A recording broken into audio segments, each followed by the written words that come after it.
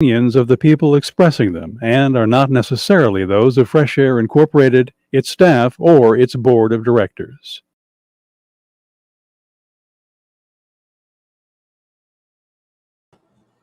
I'm Al McFarlane. Welcome to Conversations with Al McFarlane.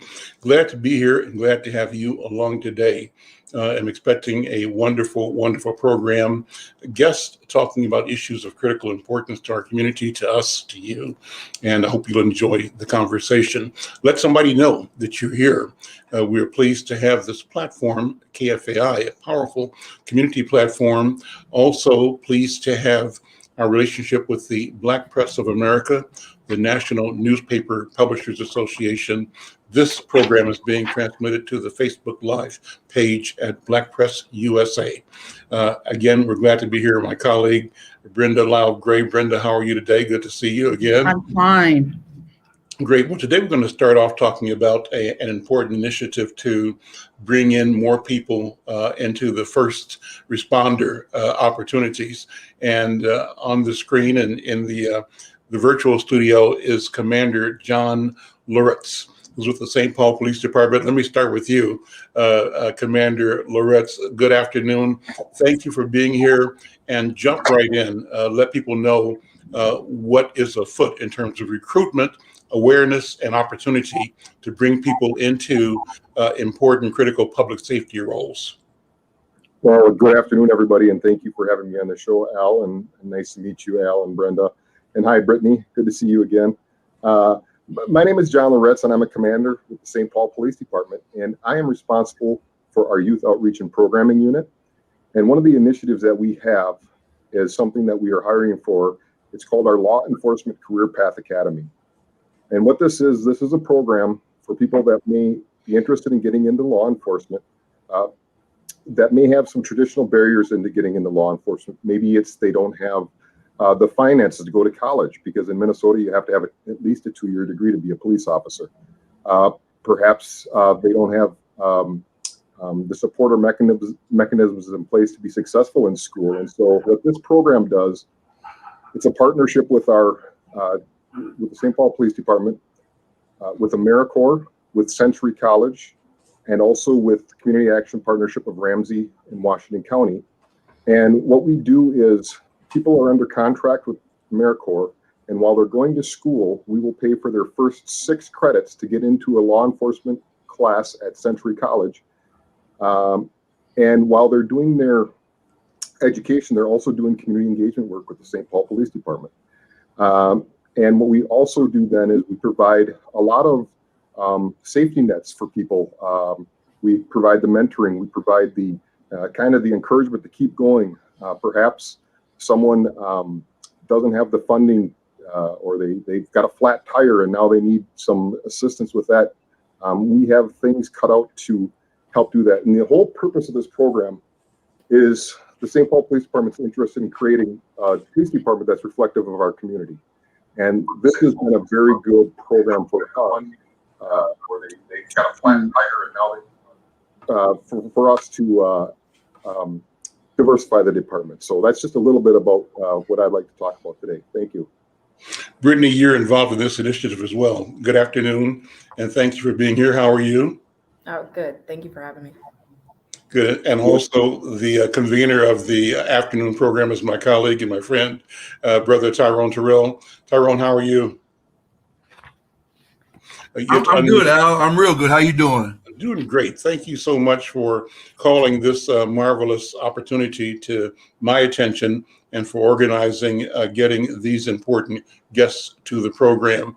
I was just going to ask Brittany to introduce herself and talk about her role, but then I'll come back to you to give an overview. You and I talk about the issues at hand, the issues on the table all the time.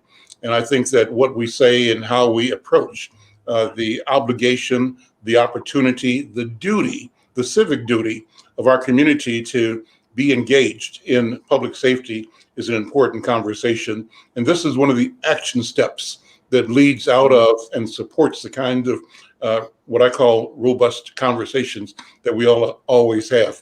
Brittany, again, unmute your mic and join the conversation and talk about your role. What is important to you, what you want to achieve by your mission in getting people connected to opportunity in law enforcement.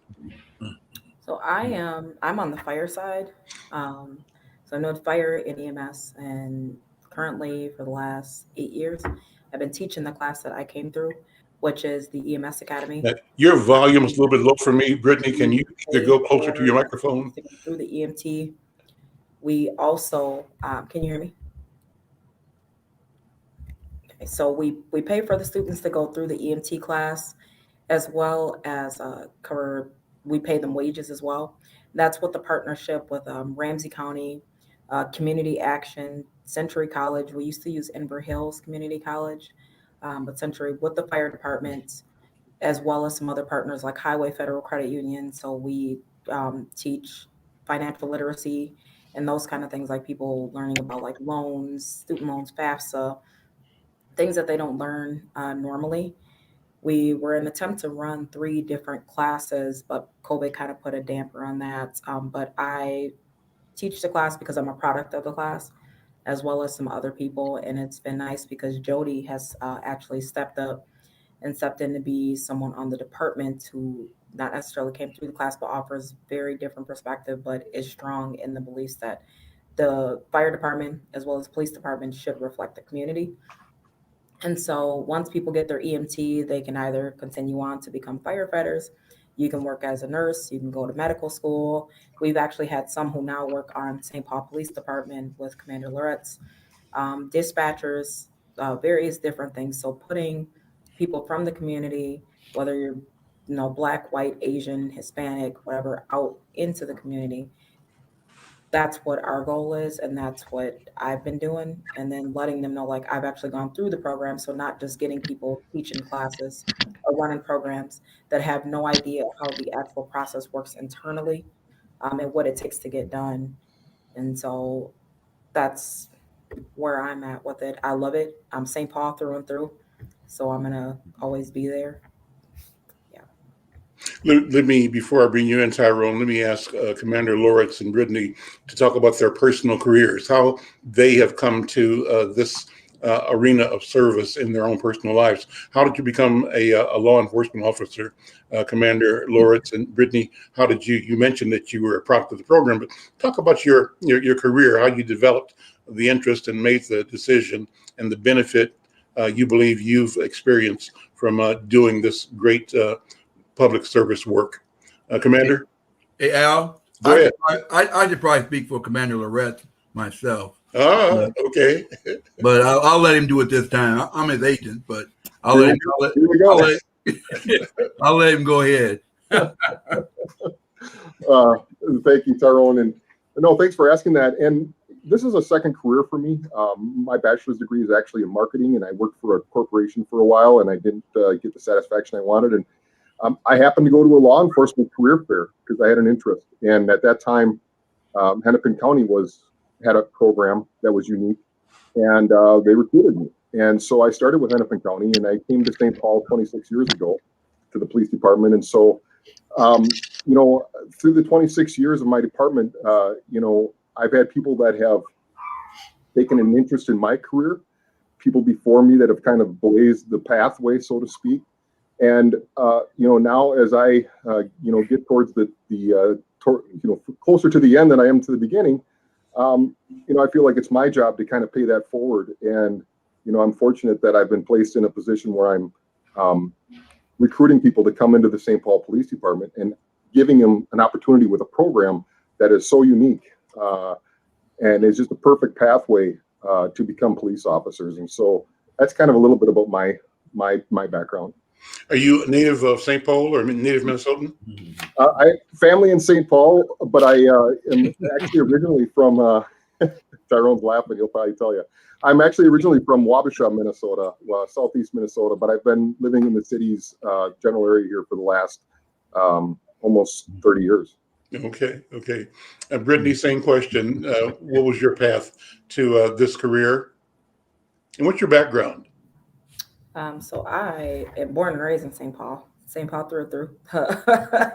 And I originally was, after losing a lot of family members, going through my own trials and tribulations. A friend of mine actually told me about Brittany, the your microphone is a little bit low. I don't know if you could get Oh, closer to your mic or, yeah, my apologies. Is that better? yeah, it's better. Thank you.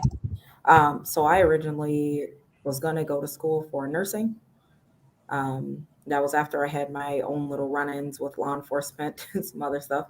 Then a friend of mine told me about the EMT class, so I ended up going through there. Um, and then as I like kind of went through the EMT, I was like, man, like I kind of like this. I was able to get hands-on with the fire stuff. Um, and then two of my cousins work for Minneapolis Fire. So I started talking to them about it. And I'm like, man, like, one is from Minneapolis, one was born in St. Paul and forgot he's from St. Paul and went to Minneapolis. Well, like, if I'm gonna do this, I'm gonna work in the community that I grew up in, that I live in, where I know the people know me, and that's kind of where I've come through. And then since then, I went to paramedic school, been teaching. I kind of do whatever I can in the community. People ask me to show up, I'm gonna be there. 'Cause I don't know. I just feel like that's where I feel like this is where God put me. I didn't necessarily walk into it on my own. He just was like, nope, this is where you're going. Not where I expected to be, but I'm here. So Do you happen to know Captain Kalimba Cobb, a firefighter I in Minneapolis? I do. That's my girl. Yep. One of my cousins is a captain here, and then the other one is their chief, actually. So yeah. And Kalimba is my cousin, so Oh, I'm really? proud. I'm proud of firefighters, and proud of her. And whenever I'm with my one of my grandkids, and we see her, they pull over. If they're like going to the store or something like that, and Mhm. let the kid get into the truck. Yeah. But that's how you get really close up and in, and a feeling for the importance and the power of the job and the power of the service that you all do as police officers and firefighters. Tyrone, let me come to you now. And Tyrone, I don't know if you were here before in a program where I had my colleague Brenda Lyle Gray. Have you guys met before, Tyrone and Brenda? I don't think so, Al. I don't think so. Tyrone, Tyrone is from Kansas City like us. And Tyrone, Brenda, and I were in the kindergarten together. Oh, that right? Okay. Washington, down on 23rd and Prospect, and then DA Holmes, and then Central. Right, and then, right. She stayed at Central. I went to Westport High School, but we go back a long, long ways. And we connected recently again because my cousin and one of her best friends is one of Brenda's best friends, and we found out that she was writing. I found she was writing, and I invited her to join. So she's been with me almost a year now, turning out volumes and volumes and volumes of excellent journalism every week, and being a part of this show. So, homegirl, homeboy. Here Oh, we go. yeah. Well, And I've written a lot about you. Excuse me? I've written a lot about you. Oh, okay. John, stop smiling, John. Enjoy it. Well, thank you. Congratulations on all of your good work. Oh, thank you. I really appreciate enjoyed it. Oh, thank you, sister. I appreciate it. Well, Al and me have been together on this deal for a long, long time. So I think I'm the co-host when I come on this show. I don't even think I'm a guest. That's right. I bet. And before I get in real trouble, Al, could you add Jody Curl in before I have to hear about it? Sure. And you too, look at Brittany. But and I don't want to talk very long, Al, because I just think it's real important, particularly as president of the African American Leadership Council, that they know the community knows about these two great programs. We're not going to get better as a community if we don't have people that look like us in the fire department, in the police department, and then actually in our role of community service. But particularly, those two get the most attention. And so we need to get our young people that want this great career, particularly fire. Al, they only work 10 days a month, Al. 10 days a month, y'all. So if y'all want, y'all can have 2 more jobs. But it's a great career. And so it's an opportunity for our young people. But we can't sit on the sideline and say, if we want better policing, then get more people that look like us in those jobs. And both of these programs provide that opportunity. So, but the African American Leadership Council and the St. Paul Black Ministerial Alliance stands behind both programs, Al. Jody, good afternoon. How are you? Good to see you again. I'm good. Good to see you, Al. Thank you for joining the program. Jump in. Just I was asking Brittany and Commander John to talk about their careers, and you and I have talked before about your advancement in the fire department. Yes. Yeah. Yes. Talk about your career. Where are you now, and how you decided to move into this field of work? Well, I started a little later in the game than most. I was in fitness and raising girls. I was a single mom raising my girls. And I was invited to come to the Women's Expo event, which I'll talk about a little bit later. And so that's basically how I got involved and met Brittany, and we had a connection outside of the department as well as on the department. And so now we're the second and third Black women ever in the St. Paul Fire Department. And so our goal is to recruit as many people as we can, and then also let people know, and women and people of color know, that this is a wonderful profession, and that you can do this, and we can help you do this.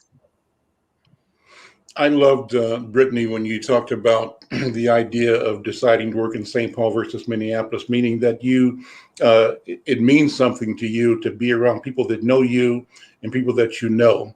And Commander Loritz, you kind of mentioned that sense of being connected and being familiar, and people being familiar with you. How important is that for the firefighter, the law enforcement officer, to feel that kind of personal connection? And I say this with this thought in mind: where Brenda and I grew up in Kansas City, and where Tyrone grew up, pretty much everybody in the neighborhood knew the preacher, the teacher. Teachers lived around the corner. The grocery store owners lived next door. Dry cleaners owners around the corner. Everybody that was doing something to make the neighborhood work, from police to teaching to nurse to doctor to dentist, lived really on your block or 2 blocks away or within your school district or whatever. And there was this sense of shared responsibility and accountability, and that sense kind of helped regulate individuals in their behavior, because you didn't want to be called out but for being a rogue or a bad actor, because you knew you were being watched all the time, and not in a way where it was like dogging you, but people were concerned about you, and they let you know, and you knew that you couldn't do outlandish stuff and not be reported back to your parents. And so that feeling of community is a powerful asset that we grew up with. How does that play out today in the modern world? Is that still attainable, achievable? Is it still something that we ought to be considering as a people to help us make decisions to go into the service? Let me start with you, Jody. I mean, what do you think? What's your sense of the community connection in your experience now? I think it's absolutely attainable, but we're all going to have to put in a lot of work to make it happen. Those of us that are in the profession are going to have to get out into communities and do our part. And I think we are definitely, Brittany and I are doing that right now. Every opportunity we get, we show our faces. We just recently went to a preschool, Hallie Q. Brown preschool graduation. And one of the little people had on their graduation card, they wanted to be an EMT when they grew up. And so for them to see us there and have a picture to take and grow up looking and seeing people who look like them, to women that look like them in this profession, it's powerful, I think. And we do all kinds of events like that, and we are, working on doing more and more and more. And so with us being here, there's an accountability that we all have to take for our community. And so there's a sense of responsibility. And once people begin to, younger people especially, begin to realize that this is your community, this is your future here, then I think we're going to have a lot more progress, the more people that we can touch.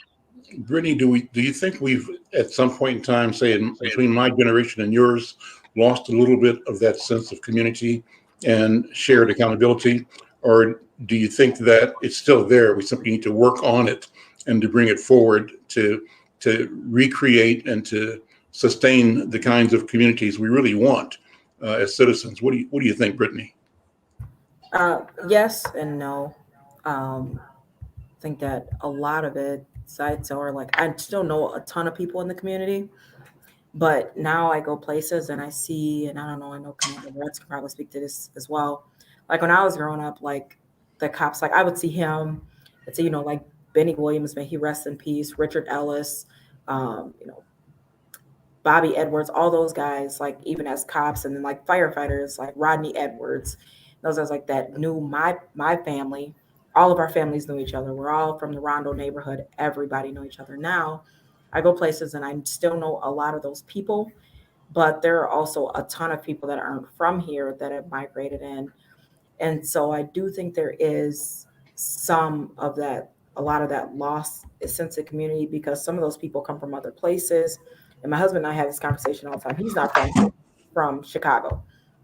And so I meet a lot of people from Chicago that are here now that don't necessarily have that connection to the community. So their love for the community is going to be different than mine is. And so they don't necessarily take the same care they would if they were from here, but try to make the best of it that I can, at least, and like fill in some of those voids, fill in some of those gaps. I'm still young, so I'm kind of like in between the elders and the younger people growing up, or even as far as like my kids going to hang out with their friends. I'm like, it used to be like when I was hanging out with my friends, my mom and dad knew all of my friends' parents. If I got a whooping at one person's house, I went home and got a whooping because they've already called my parents going home. And now I'm like, have to tell my daughter, okay, well, I have to go meet this person's family first. I have to go and, spend a little bit of time with them first before you can go hang out with them. Mm-hmm. So there is that kind of disconnect. And then like Jody alluded to, like, I was on the department for a year by myself. But Jerome introduced us to each other and we're talking and she told me her last name. And here I am thinking she's related to my stepdad, who's a Carroll, but he's from California. And she's like, no, but my girls are from St. Paul. Then she told me their last name, and I'm like, you're lying. And she starts laughing because we're trying to work out together. Jerome put this introduction in, and I called him and I said, her girls are my cousins. And he's like, you're kidding. I'm like, nope, they are literally like my family, same last name. It's not too far down the line. You can't figure out who's who. It was nice. And I was like, that connection right there, even for me, like being here by myself and then being nervous, like if there's another Black woman coming on, but I don't know her, we don't really know each other. Like, I don't know if her mindset is the same as mine when it comes to like pushing the community forward. And come to find out hers is a little bit stronger than mine pushing the community forward. But we had that connection too. And that's, I'm like, okay, no, if there's a reason that there was a lag in how long it took for Black women to get on. And then here goes God, like, you know what, Britt, here you go. And then here comes Jody. And yep, y'all know each other. So, but I do think there is like somewhat of a disconnect as far as the people and the younger people, like especially people younger than me. I think my generation does all right. Like a lot of my classmates and peers have done all right with themselves. But this generation behind us, it scares me. It worries me. Can't even really be like a second mom to them, try and help them because that guidance isn't there. So I'm hoping that, especially with our event we have coming up next weekend, that we can try and get some of this hashed out, figured out.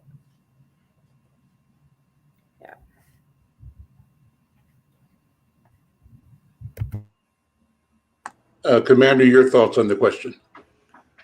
Yeah, the original question, it's about building relationships, and that is always something that is so key. And so now more so than ever, the St. Paul Police Department, that is one of the things that we are doing. And by having those relationships, we build that trust. And that's where you see that person from the community that you know who they are and that they're a member of the police department or they're the town barber or dentist, whoever the case is. And that goes to what it is that the St. Paul Police Department is trying to do, and that is to continue to build our legitimacy. And you do that relationships, one interaction at a time. As you all can see, it can take one bad police interaction that can really color people's perspectives of law enforcement totally. And so, and that's why we have this Law Enforcement Career Path Academy. These are people from the community a lot of people are thinking, yeah, I'd like to be a police officer. I just don't know how to do it. Well, I'm coming to you, right? I'm coming to you, and I'm gonna meet you where you are, and we have to be really intentional about this. And this is, why we recruit, to say you do have a place in the St. Paul Police Department. And part of this program, for the 2 years while you're getting your degree, you're doing community engagement work with the St. Paul Police Department. So 2 years before you ever even put on a St. Paul police officer badge, we know that you have what it takes to be a St. Paul police officer, that you're the right person for this community. You understand that we serve the community and that we're not policing the community. And so that's where those relationships are big. That's why this Law Enforcement Career Path Academy is so incredibly important.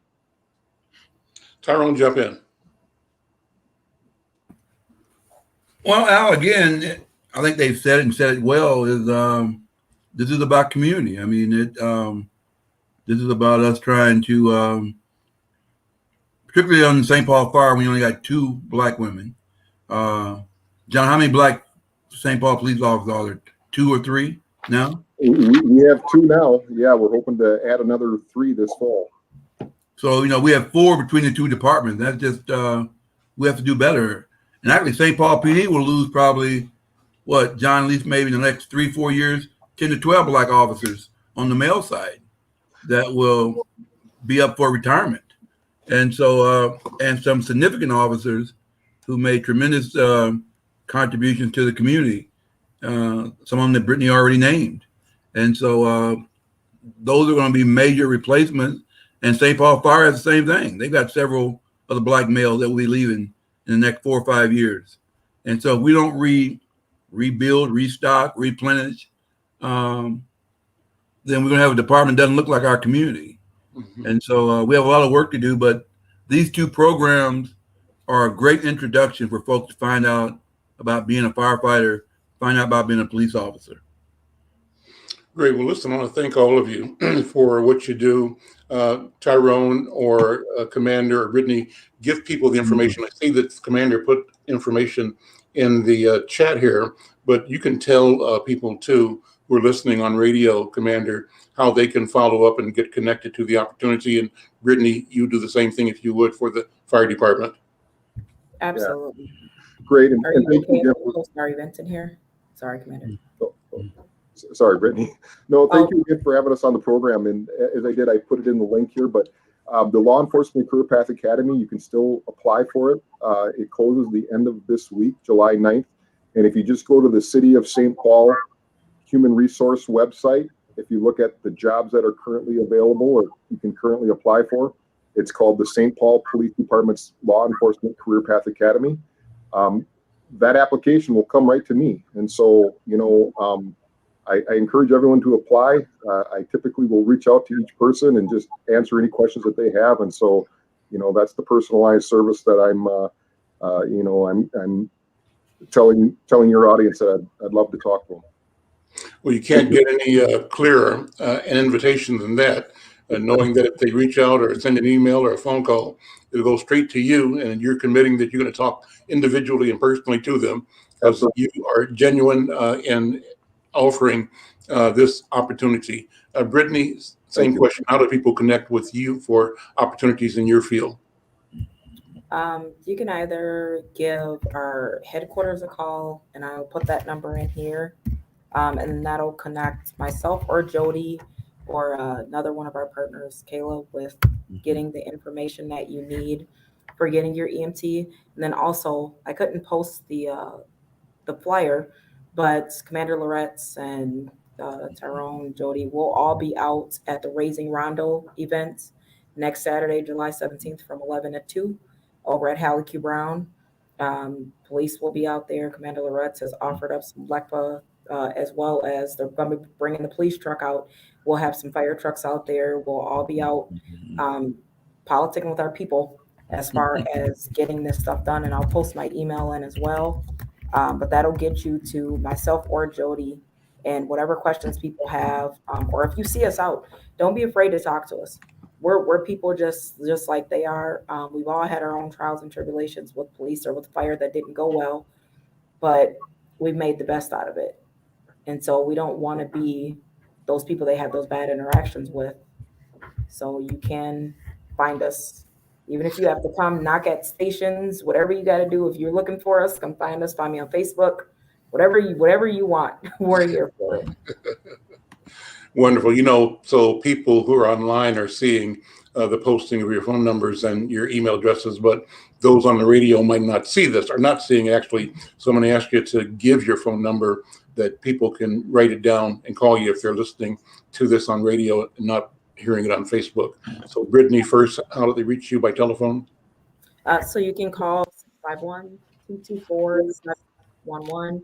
You can ask for information on the EMS Academy, or you can ask for Firefighter Baker, Firefighter Jody Carroll, or Firefighter Kayla Sanchez. And my email is BRITTNEY .Baker, BAKER, at ci.stpaul.mn.us. And St. Paul is STPAUL. Great. And Commander John, your phone number? Yeah. Okay. My number is 651-266-5520. 651-266-5520. Thank you so much. Tyrone, stick around for a second. Joining us for a quick minute, Chaz Millionaire and Audrey Ellison. You know them both. I think everybody knows them both. They're joining the program live from Latvia. And they're in Latvia covering the tournament, the basketball tournament that's featuring a Twin Cities, Minnesota basketball star. Chaz and Audrey, how you guys doing? We're doing great. We're doing great, Al. We're coming to you live from Electrum Stadium here in Riga, Latvia, Eastern Europe. And we are following the U19 FIBA basketball tournament. What that is basically is all of the world basketball players that are under 19 that will be going on to college and then on to the pros. But all of the phenoms and standouts from all over the world. And we are here at halftime. We have a score of USA 44, Australia 42. Andy, you want to? Yeah, it's been a heck of a day for basketball here in Latvia, y'all. I mean, they are playing hard. All these teams today came to play, and Australia, woo, they are not messing around, y'all. They are not messing around. However, we are going to keep the faith, Of and course. USA all the way. All the way. Also, there's quite a few pro scouts that I talked to and interviewed here. The Miami Heat has pro scouts here, Cleveland Cavaliers, Detroit Pistons, and Denver Nuggets as well. All have pro scouts here watching the game. That's a great article, Al. What is that? Tell me about that. You guys did a great job. I'm trying to show people the lead story we did last week, a piece that Audrey wrote and that Chaz organized and did photography on. You guys did an excellent job, and it's so wonderful that you're following up by being on the scene in Riga, is it Riga, Latvia? It's Riga, yes, sir. Riga, Latvia. Amazing. It's amazing, and the picture is good, the image is good, the sound is good, but what's most important is the determination that you all have as young communicators to keep our people and our world connected. You demonstrate the possibility of staying connected no matter where we are, anywhere on the planet. You've taken the story from wherever it is back to our people right here in North Minneapolis, South Minneapolis, and Rondo neighborhood in St. Paul. So thank you so very much. You're going to be checking in with us? We will be checking in with you. We'll be giving you periodic updates on not just USA, but all of the teams involved. And we'll keep a short synopsis. And we're going to keep you connected because that's what Radio 612 and Insight News does. We're global. We won't stop. And we will be there with no Minnesota media here in Riga, Latvia. And frankly, do you see any media from the United States? There's not a whole lot of United States media here. So I think we're the only one. Yeah, we're really blessed to be here. And Al, of course, we have to give a big shout out to you and Insight News Media for collaborating and connecting with us here. And helping the connection. And we're going to continue this long collaboration with Radio 612 and Insight News. And we're very excited. And we need to get back inside. We're going to get back to We got to get back inside. Our halftime. boys, his halftime is over. We got to go in there and support our boys. And big ups to all the other panelists that you have on. Especially me, right? The Rondo team and everybody that's continually to make our great state of Minnesota and the Twin Cities a better place. And keep up the good work, everybody. We appreciate you. Take care, I brother. think we lost Al. Did we lose Al? No. We're live on location from Riga, Are you all Latvia. able to hear me Chaz now? Millionaire, everyone from day one. We are here. Y'all have a great evening. All We'll right. check back. Thanks for having us, Al. We'll talk to Thank you you. very Keep soon. up the good work, and we'll see you when you get back. All right. All right. Thank you. Bye-bye. Okay, so I'm going to take a break now. My thanks again to Chaz and Audrey for being on the scene in Latvia. Thank you, Tyrone Terrell, and thank you, my guest, Commander John. I'm using my telephone, so I can't read the names as I'd like to. Tyrone, why don't you thank our guest for being here? And we're going to take a music break. Kelvin, if you're there, do a music transition for the next part of our program. After I would do that, Al. thanks the guests who are here. Jody Carroll and Brittany Baker and John Loretz for Thank you. join our show today. Al and I were glad to have you on, and we will hopefully have you on again, along with Brenda. So we look forward to having you again. Call it the Show Me State Show. You're on the Show Me. I'm renaming the show, Al. The Show Me State. It's the Show Me State. The KC group. It's time. It's time. It's time. I know it's time. The generation for reparation. Time to pay up. Right now, reparation. It's really hard, you know it's you. Pay up. Time to pay up. Right now, reparation. Pay up. Time to pay up.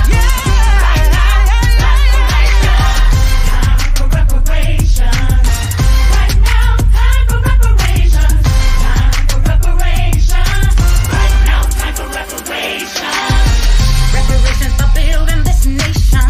Lynching and burning, castration. Selling children, family separation. Right now, time for reparation. Millions of slave ships landed, whipped, chained, and branded. 300 years of free labor. We ain't asking for no favor.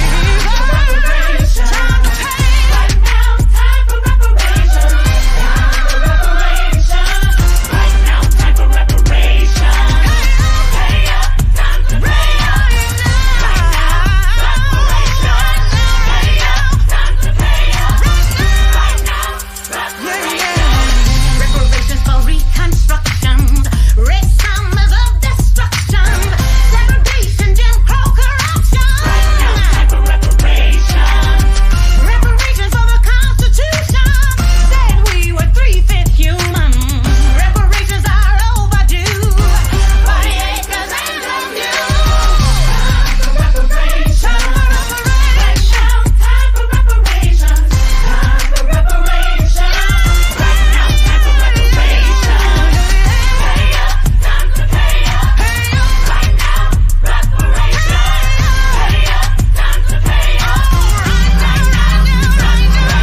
Time for reparation. Right now, time for reparation. Pay up, time to pay up. Right now, reparation. Pay up, time to pay up. Right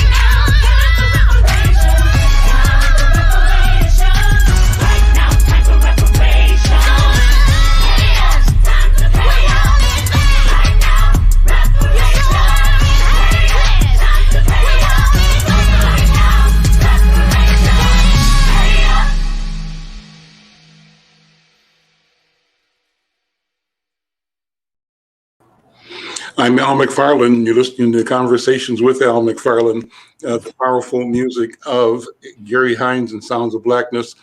Joined back with my colleague and friend and neighbor, Tyrone Terrell. And we're expecting a call in just a second from another mutual acquaintance and colleague of ours, actually, leader in community, Dr. Dolores Henderson. And Kelvin, when Dr. Henderson and others come on board, just bring them in the studio. We'll continue the conversation.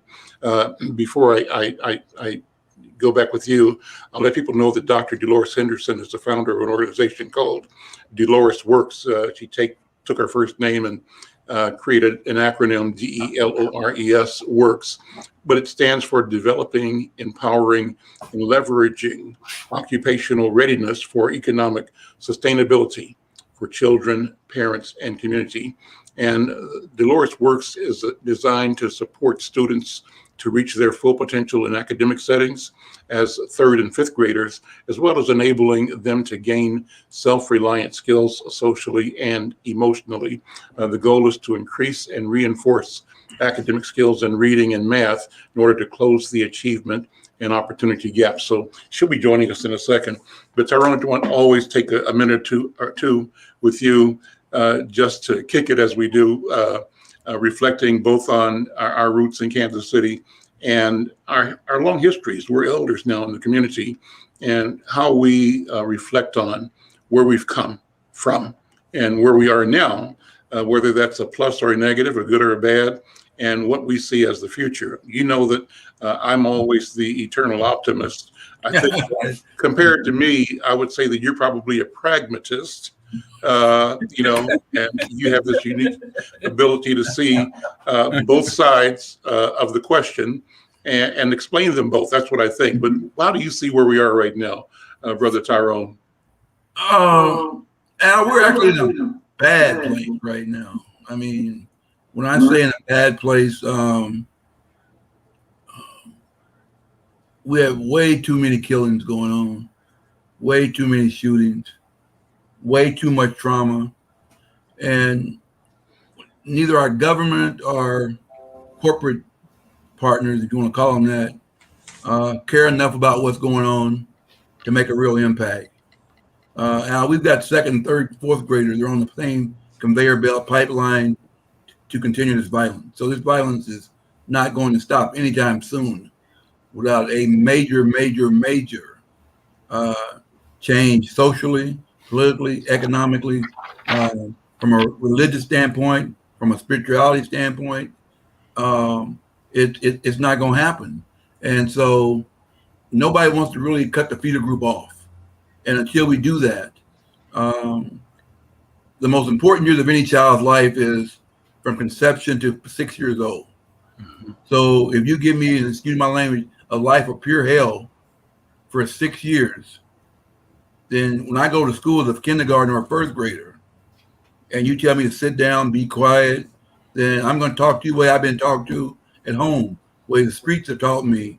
If our kids can do every video game, know every record, every dance, they can do the same thing with academics. Black children who are on an equal playing field do just as well. Take Jack and Jill. All those babies in Jack and Jill going to do well because they come from a level playing field. And so until we change where white folks are making $67,000 a year annually in Minnesota, and blacks are at 27, we were at 31,000, and then dropped 4,000 to 27,000. And for a mother of four to try and raise a family on 27,000, after taxes, she might have 18,000. Somebody should make her the finance director for the country, because when you can budget that kind of money and survive. But one thing I tell people all the time is, don't talk about saving Minneapolis. Don't think about saving St. Paul. Save your block. Mm-hmm. You know everybody on your block. Don't worry about the whole city, because 9 times out of 10, the data shows it that if somebody breaks in your house, it's somebody that lives within 4 blocks of your house. Nobody's driving from St. Paul to Minneapolis to break in your house, mm-hmm. or from Minneapolis to St. Paul to do it. They've seen your garage up. They've seen you put the big screen box in your garbage can. So they watch what goes on in their neighborhood. So until we adopt every neighbor, if the 15-year-old got a baby, and I say this all the time, both my sisters were pregnant at 16. And I remember my sister crying because she had a full ride scholarship to what was then Northeast Missouri State in Kirksville. She said, Mama, now I can't go to college. My mama said, oh, you still going. Mm-hmm. I'm going to keep the baby. We're going to sign a contract. And in 4 years, you'll have a job in an apartment and come get this baby. My sister went on to be a vice president of an insurance company because my mama and her aunts, and matter of fact, my nephew, who for years thought I was his brother. He called Mama because 4 years. And so we've had teenage pregnancies forever. It's nothing new. But the community stepped up and helped that young girl be a mother. A 15-year-old is not a mother. She's got no clue about being a mother. But there are mothers in our community. So Al, I call it the deposit relationship. If you go to the bank right now, if you haven't made a deposit, you can't make a withdrawal. Mm-hmm. So you can't go to a young person the first time you meet them and say, pull up your pants, turn your hat around, get a job. You have to make deposits in that relationship, build up credit in that relationship, and then you can make a withdrawal. Because most of these young people today, none of them are born with a pistol in their hand. None of them are born saying, I want a baby. But we can't turn our back on them once they have the gun, once they have the baby, because every shooter, Al, if you did a profile on every shooter in the last 10 years, I guarantee their background are the same. Which would be what? Not a trusted male in their life. Mm. Drama, trauma, and there's going to be food on the table. You know, I was at Harvest Prep for 6 years as COO, and we would do a after school lunch thing. I'd see kids sometimes grab 3 and 4 bags out of the box. Mm-hmm. They were taking food home for their siblings. So when you've got that kind of environment that you're going into, I had a little boy one time tell me, Mr. Terrell, you should have been at my house last night. There was blood everywhere. We were all fighting. So did he supposed to come to school the next day and sit there and learn? And so we as a community have to take a responsibility. We have to take a responsibility on our block. If the kid can't read, it's your fault then, neighbor. Help him read. If he needs a pair of tennis shoes, buy him a pair of tennis shoes. But there's ways for us to have, but not, stop saying I'm going to save St. Paul or I'm going to save Minneapolis. Do you know, most people don't know everybody on their block, Al. Yeah, you're right. I know everybody. I mean, do you know everybody? Do you have their phone number? Can you call them and say you left your garage door open? Can you say there's somebody running around your house that shouldn't be there? So we have to get back to being us. You know, that whole village, take the village to raise a child, that's gone. That left town. You know, matter of fact, it might be over there where Brother Chaz is at. over in Latvia. Yeah. Right. That's how far away it is. But if we don't get back to loving us, caring about us, and being about us, and one thing Spike says all the time, if men stand up, little boys will sit down. Mm-hmm. But the men of our community have to stand up, not just for boys. The girls who see a respectful man in their house is what they'll want. If they see a disrespectful man in their life, that's what they'll want. And so males play a significant role because the mothers are trying. The mothers are trying. But they've been failed so many times by men who don't want to, and it doesn't have to be your biological child for you to show an interest. Doesn't have to be. And that's one thing, you know, how the Men of March has done for the last 27 years is help single moms with their boys. Mm-hmm. So anyway, Al, I mean, that's a long answer, but if we don't get back to loving us as a community, last time I checked, I think Kansas City had something like 230 murders last year. Mm-hmm. Okay, 100 and some of them, Al, were 16 and under. 16 and under. That's too many murders. I mean, that's double what we had in the Twin Cities. Mm-hmm. We've had over 1,000 people shot in the last 2 years in the Twin Cities. We've got young boys who will never father a child, who are in a wheelchair. You know, life expectancy maybe 30 because of all the complications that come when you're disabled like that. So we have to get back to, as a community, caring about each other, bro. We just simply don't care. But if you don't have values, and brother, we all grew up in an era, you talked about it. If the street light came on, everybody knew what that meant.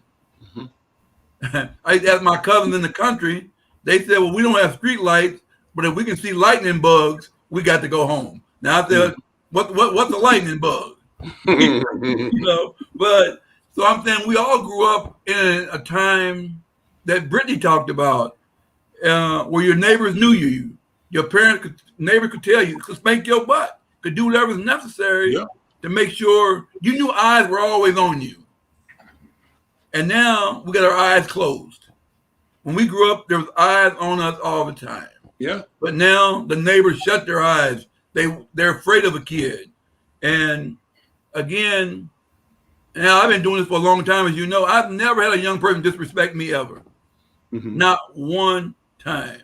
Because you have to give respect to get it. And these young people are begging for somebody to be in their life and be consistent. Don't do it if you're not going to be consistent. The mark of our relationship the last 35, 40 years has been consistency. Mm-hmm. You know, where did you grow up in Kansas City? What neighborhood were you in? 3506 Prospect. And then my dad's last, where he passed away at was off 24th and Prospect. My Uncle Thomas on the 2 apartment buildings right there, and throughout 24th, and 39th and Euclid. We lived there for 3-4 years on Euclid, 39th. Mm-hmm. My Uncle Sonny right now, the last of 7 boys, lives on 53rd and Myrtle. Now, with and he has 7 kids, mm-hmm. But it's just a different time. Kansas City's different now. I went on 4 or 5 years and saw a white woman standing on Prospect. I turned the car around and went back. No, brother, first time ever in my life. And some people laugh when I tell them this. Or when I went to gentrification. Right.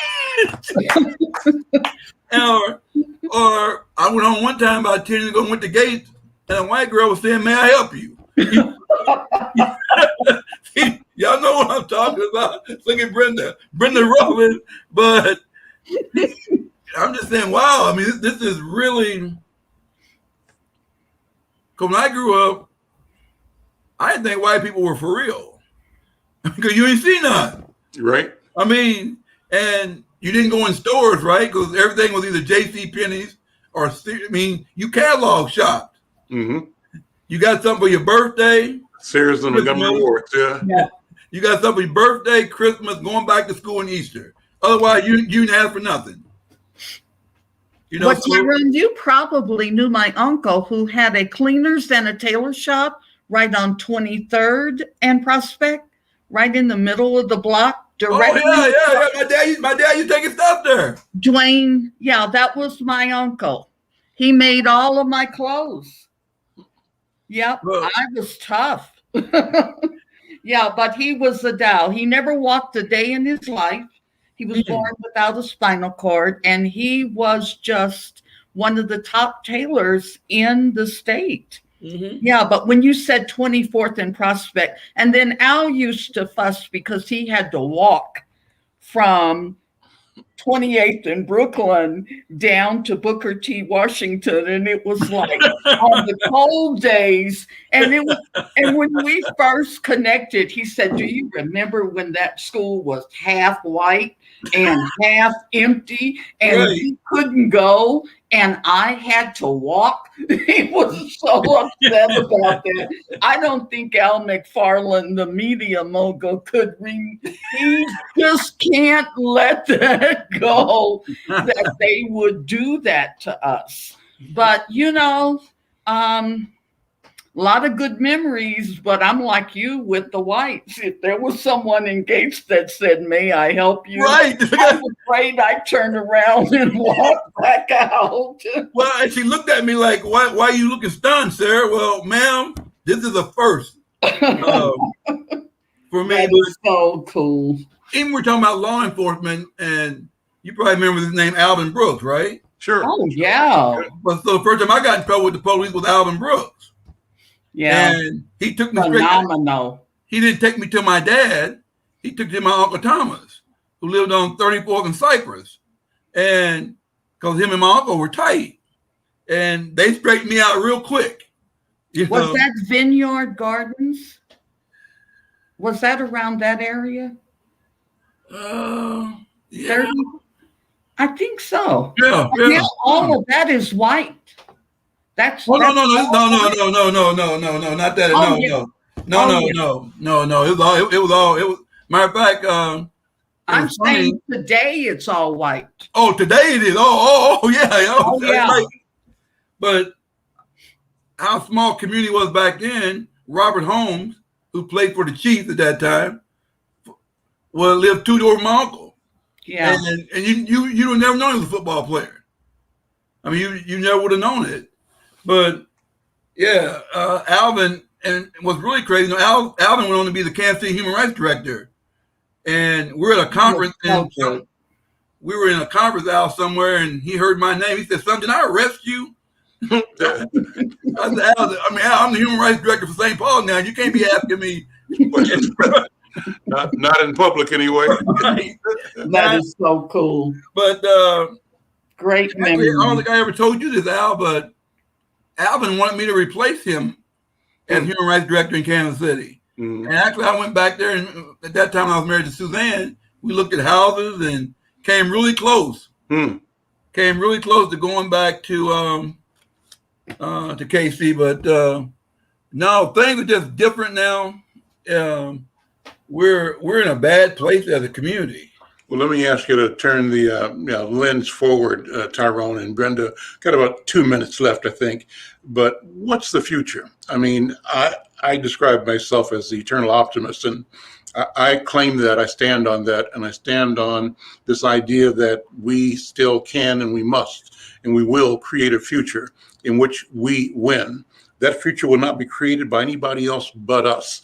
And I believe that we're capable, we're up to the task. We've demonstrated a resilience and a capability of withstanding all of the odds of nature and the odds of human greed and human immorality. Call it the transatlantic slave trade, call it Jim Crow, and call it just white supremacist thought. But we have withstood and thrived at a certain level despite all of that. I believe that the purpose of that is to demonstrate a new way of organizing humanity, a freedom that we will be responsible for creating for ourselves that includes every other human being as well. That's what I think. What do you think, Tyrone?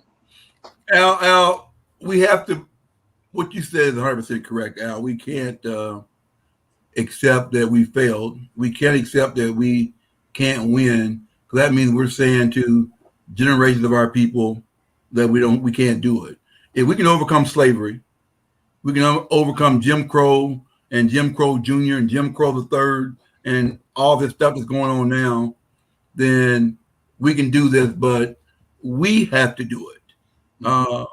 And so again, until we start loving us as a people, stop killing ourselves, stop shooting up our neighborhoods where folks are afraid for their children to go out and play. I mean, we've had a 5, 9, and 10-year-old get killed. And now it's gone silent in our community. That we had a couple marches, a couple protests about it. But y'all, if we're going to stand for a 10, 9, and 5-year-old to be shot, then we'll stand for anything. Because we've always protected women and children. There's always been gangsters. I mean, but even gangsters had a code, had a respect thing that no longer exists. And so now we can't give up. But the Black church has got to play a role. And people say, well, I'm not into the religion. That's not just about religion. Okay, it's not just about that. But if we don't love each other, take care of each other, then it's not going to happen. That's why I go back to save your block. You know everybody on your block. You want to have a party, have a block party on your block until everybody cares enough about each other. If I'm going to the store, can I get you something while I'm going? So we have to get back to that. Or we're gonna be in trouble because these other folks don't care about saving us, Al. They're gonna do what they can do. They can do what they can do, but we are a multi-billion-dollar enterprise. Yeah. And we have been from the beginning.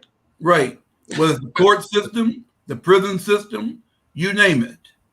Even the academic educational system. We're out of time. And we're out of time. Listen, thank you, Tyrone Terrell. Thank you, Brenda Lau Gray. I'm Al McFarlane. We'll see you next time. All right, thank you.